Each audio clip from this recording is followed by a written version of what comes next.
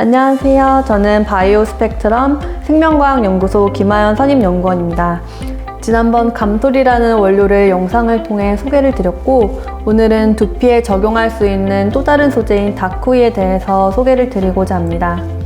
다쿠이는 한국에서 자생하는 토종 엉겅퀴로부터 개발된 원료로 코리안 시슬이라고도 불리는 단연초 국화과에 속하는 식물입니다. 이 토종 엉겅퀴는 지금까지 다방면에서 연구가 많이 진행된 식물 중 하나로 그만큼 인체에 다양한 효능을 나타냈는데, 멜라닌 생성을 증가시키는 효능은 바이오 스펙트럼에서 이번 연구를 통해 그 효능이 밝혀졌고 원료로서 선보이게 되었습니다. 지금부터 다쿠이에 대해서 소개해드리도록 하겠습니다. 먼저 피부색과 멜라닌 그리고 그 메커니즘에 대해서 간략한 설명을 드리겠습니다. 멜라닌은 피부를 구성하고 있는 세포 중 하나인 멜라닌 세포, 멜라노사이트에서 생성되는 짙은 색소로 사람마다 피부색의 차이는 멜라닌 색소의 양에 의해서 결정이 되는데요. 멜라노사이트가 얼마나 활성화되어 있는가에 따라서 그 멜라닌의 양이 달라지며 피부 손상을 일으키는 자외선에 대해 자연적으로 피부를 보호하는 기능을 가지고 있어서 자외선에 노출되었을 때 멜라닌 생성이 더 촉진되게 됩니다. 멜라닌은 멜라노제네시스라고 하는 과정을 통해서 생성이 되는데, 인접하고 있는 각질세포로 멜라닌을 전달하게 됩니다. 이러한 멜라닌 색소가 정상적으로 생성이 되지 않을 경우에는 여러 가지 문제를 일으킬 수 있습니다. 멜라닌을 형성하는 효소인 타이로시네이즈가 활성이 감소하거나, 또는 멜라닌이 정상적으로 생성은 되었지만 각질세포로 또는 헤어 폴리클로의 이동이 정상적으로 일어나지 않게 되면은 멜라닌 결핍으로 인한 증상들이 일어나게 됩니다. 멜라닌 부족으로 인해 생긴 질병으로 대표적으로 피부 백반증인 비틸리고가 있습니다. 비틸리고는 멜라닌 색소의 결핍으로 사진과 같이 흰색의 스팟으로 나타나는 질병으로 전신 어디에서든 나타날 수 있고, 몸의 면역 시스템에 의해서 멜라노사이트가 파괴될 때 이러한 증상이 나타날 수 있습니다.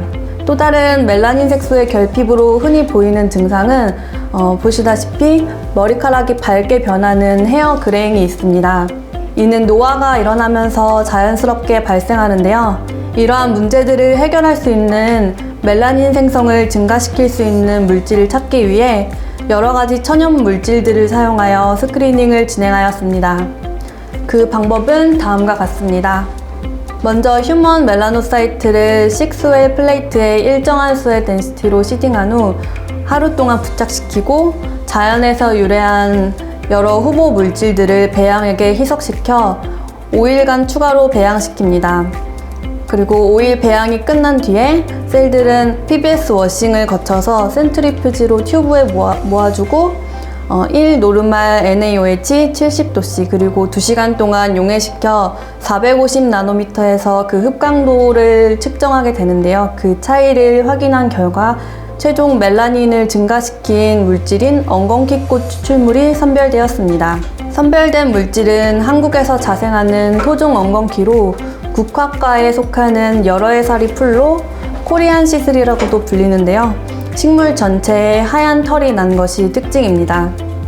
기존 연구에 따르면 엉겅퀴 추출물은 안티옥시데이션, 안티오베시티, 그리고 안티펀자이, 그리고 안티인플라메이션 등 다양한 효능을 가진 물질로 알려져 있으며, 아직까지 멜라닌 색소 합성에 대한 엉겅퀴꽃의 효능은 정확히 알려진 것이 없었고, 이번 연구를 통해서 그 효능이 밝혀졌습니다.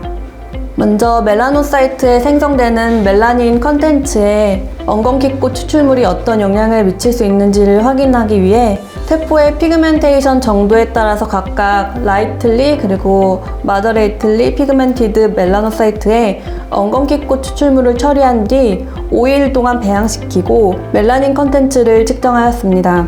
그 결과 각각 5 마이크로그램 per ml의 농도에서 아무것도 처리하지 않은 세포에 비해 약 1.8배 또는 2.2배 멜라닌의 합성이 증가하는 것을 확인하였고, MTT 어세이를 통해서 바이어빌리티를 확인한 결과에서 농도에 따른 변화가 없는 것을 확인하였고, 이러한 멜라닌의 증가가 셀 프롤리퍼레이션 이펙트에 의한 것은 아닌 것을 확인하였습니다. 멜라닌은 색에 따라서 피오멜라닌과 유멜라닌으로 나뉠 수 있는데, 피오멜라닌이 데그라데이션 될 때 나오는 TTCA와 유멜라닌이 데그라데이션 될 때 나오는 PTCA를 분석하여 엉겅퀴꽃 추출물을 처리하였을 때 변화를 확인하였습니다. 휴먼 멜라노사이트 LP와 MP에서 엉겅퀴 추출물을 5 마이크로그램 per ml로 처리한 결과 TCA와 PTCA가 각각 약 2배 정도로 모두 증가하는 것을 확인하였고, 이 TTCA와 PTCA의 비율에 대한 변화는 눈에 띄게 나타나지 않았습니다. 다음은 멜라닌 생성을 조절하는 산화 요소인 타이로시네이즈의 활성을 측정하였습니다.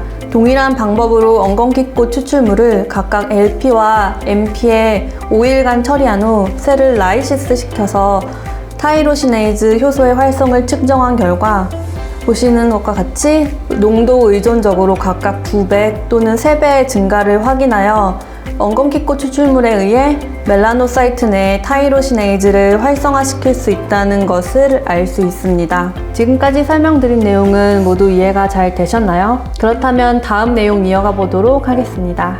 멜라닌 합성의 주요한 신호 전달 경로로는 제가 표시한 가운데 부분에 있는 CAMP를 통한 시그널링이 있는데, 외부 자극에 의해 CAMP는 하위의 프로테인 카이네이즈 A를 통해 크랩을 활성화시켜 MITF의 발현을 촉진시키고, 최종적으로 발현된 타이로시네이즈, TRP1, TRP2 등에 의해 멜라닌이 생성되게 됩니다. 멜라노제네시스 과정에서 외부 자극에 의해 발현되는 CAMP 시그널링의 변화를 확인하기 위해 가장 상위에서 조절이 되는 CAMP의 발현을 이뮤노어세이를 통해 측정하였습니다. 그 결과 엉겅퀴꽃 추출물을 1시간 동안 처리한 셀 라이시스에서 인트라셀룰러 CAMP가 농도 의존적으로 증가하는 것을 확인하였습니다. CAMP의 하위 시그널인 크랩의 포스폴리레이션과 MITF 그리고 타이로시네이즈의 단백질 발현을 웨스턴 블럿을 통해 확인한 결과에서도 LP와 MP에서 엉겅퀴 추출물에 의해 유의한 증가를 확인했습니다. 종합하여 이러한 결과들은 엉겅퀴꽃 추출물이 휴먼 멜라노사이트 LP와 MP에서 CAMP를 증가시킴으로써 크랩의 포스폴리레이션을 증가시켜 최종적으로 멜라노제네시스를 조절한다고 할 수 있습니다. 앞에서 제시한 것과 같이 헤어 폴리클 내 산화적 스트레스의 증가로 헤어 그레잉이 발생할 수 있는데요. 이번에는 H2O2를 엉겅퀴꽃 추출물과 함께 멜라노사이트의 멜라닌 컨텐츠를 확인하였습니다. 그 결과 H2O2에 의해 멜라닌 생성이 감소하는 것을 확인하였고, 엉겅퀴꽃 추출물을 처리함으로써 이러한 감소가 회복되고, 아무것도 처리하지 않은 세포와 비교했을 때에도 오히려 더 증가하는 것을 확인하였습니다. 지금까지는 세포 실험에 대해서 모두 말씀드렸습니다. 이렇게 바이오 스펙트럼에서는 다양한 효능을 세포 실험을 통해서 모두 직접 확인하고 있습니다. 다음으로 엉겅퀴꽃 추출물에 의한 이러한 멜라닌의 증가가 휴먼 스킨에서도 나타날지 확인하기 위해 사람 피부와 유사한 3D 스킨 모델을 사용하여 확인하였습니다. 엉겅퀴꽃 추출물을 50, 100 마이크로그램 per ml 처리하여 14일간 배양한 결과 농도 의존적으로 멜라닌이 증가하는 것을 L 밸류를 측정함으로써 색 차이를 확인하였습니다.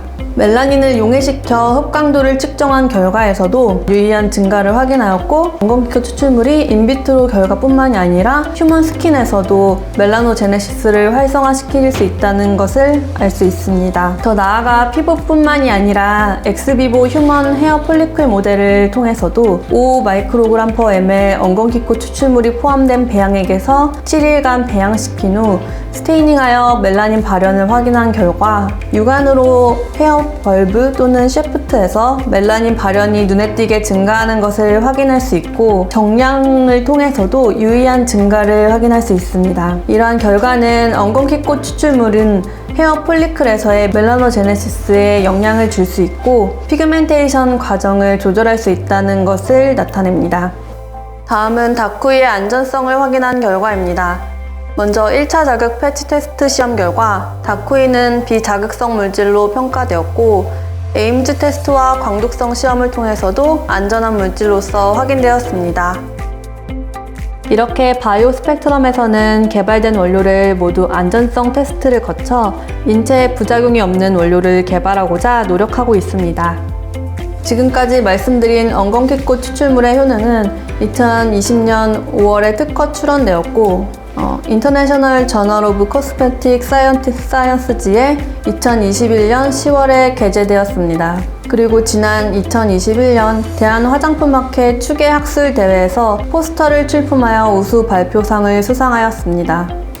요약입니다. 한국에서 자생하는 토종 엉겅퀴꽃 추출물은 멜라노제네시스 과정에서 타이로시네이즈 액티비티를 증가시키고 CAMP 시그널링에서 크레베 포스폴리레이션과 MITF의 발현을 증가시켜 최종적으로 멜라노제네시스를 활성화시키는 물질입니다. 이번 연구에서는 인비트로 어세이뿐만이 아니라 엑스비보에서도 그 효능을 확인하여 멜라닌 생성이 증가하는 것을 보여주었고 인체에 안전한 물질로 평가되어 엉겅퀴꽃 추출물은 헤어 그레잉을 억제할 수 있는 화장품 소재로서 활용이 가능하다고 할 수 있습니다. 이상으로 엉겅퀴꽃 추출물의 멜라닌 생성 증가 효능에 대한 연구 결과를 말씀드렸습니다. 혹시 궁금한 부분이 있으신 분들은 질문을 해주시기 바랍니다. 네, 저 질문이 있는데 보통 밀크시슬이 엉겅퀴꽃에서부터 나오는 걸로 알고 있는데 엉겅퀴꽃과 밀크시슬의 차이점이 뭔가요? 이 질문에 대해서는 두 종을 비교한 사진이 준비되어 있습니다.